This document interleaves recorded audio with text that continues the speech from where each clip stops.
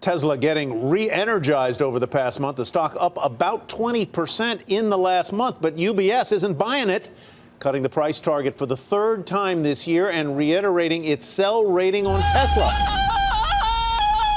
It's our call of the day, and U.S. Autos analyst Colin Langan is behind it.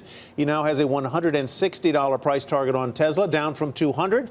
He joins us now. Colin, welcome. Good to see you again. Why are you letting the air out of the tires on Tesla? What we look at is I think we're going to see a lot of the surge you've recently seen is on expectations that they're going to do pretty well on Q2 deliveries, which based on our channel checks, we tend to agree given the June sort of surge you typically see. We think deliveries will be good, and that was what we highlighted in our note today. But I do think that what people are missing is that profitability in the second quarter, when they report later in July, will actually miss the mark. Largely because a lot of the deliveries we've seen is actually driven by pricing, and I think people are underestimating the margin pressure that will have. And so it's pricing that is bringing the margin pressure in. Absolutely. So what they did earlier this month is they basically made the autopilot standard, actually earlier in April.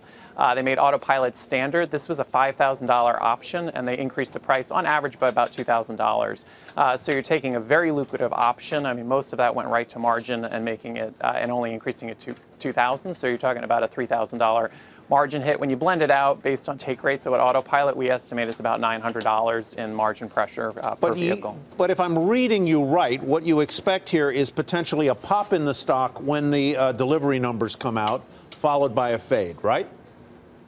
No, that's absolutely what we wrote in our report today. We expect to pop on the delivery number as bulls probably get appeased by the demand recovering from the decline in Q1. And then you have the reality sink in that a lot of this was driven by really two factors, the pricing that I mentioned, and secondly, there's a little bit of a pull forward because in the U.S., the U.S. EV tax credit actually fades down July 1st. So there's about $1,900 savings, so you're better off buying in June than July, and you're probably seeing some benefit from that as well. That's why I think we go into the second half of the year, you're going to see deliveries fade, and you're still going to have this margin pressure because the price cuts will probably stick through, which means that, currently consensus is forecasting a profit, and we have losses in the second half. So Colin, hey, it's Tim, and I think 360 to 400,000 in deliveries is a dream. But I'm looking more at your static weighted average cost of capital, and really not a lack, but I would be focused on the balance sheet. I would be focused on all the signals that the company, and frankly, with suppliers, there's a whole number of dynamics that tell me this company's going to have trouble making it 5 years. We had the folks from ARK Invest on our show who've been very solid in the name, have a thesis that's a 5-year thesis. I don't know how you can have that.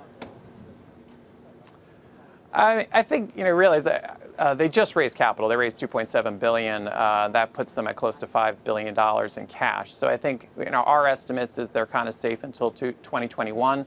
And I think that'll be a critical point to see where profitability is at that point. So they did buy themselves some time, so I think that's less imminent of a catalyst. I think, though, the reality is they need to push those deliveries because this is a growth stock that's not demonstrating growth. And that you're pushing deliveries, and quite frankly, I think the near-term concern is where profitability is going to be. And then as you go to Q3, Q4, deliveries, I think, are going to disappoint as well. All right, Colin, thank you very much. We appreciate your time tonight. Have a good weekend.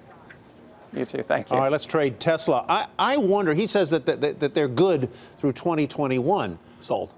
But at that point, their competition is going to come.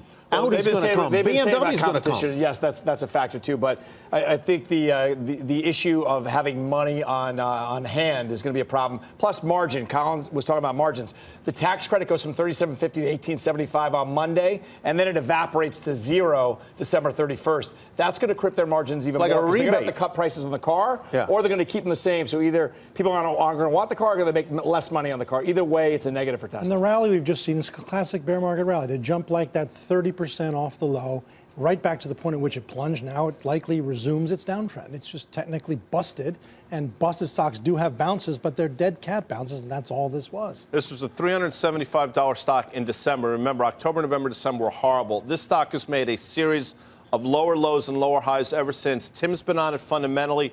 Carter had a great call a couple weeks ago to buy that trough. But I got to tell you something. I think it rolls over. Goldman Sachs negative. Credit Suisse also just had a negative note. I think you retest those levels we saw a couple weeks ago, Tyler. Independent company in 10 years? Whole 10 years from now, I'm like 78 years old. I mean, I don't even know my name in 10 years.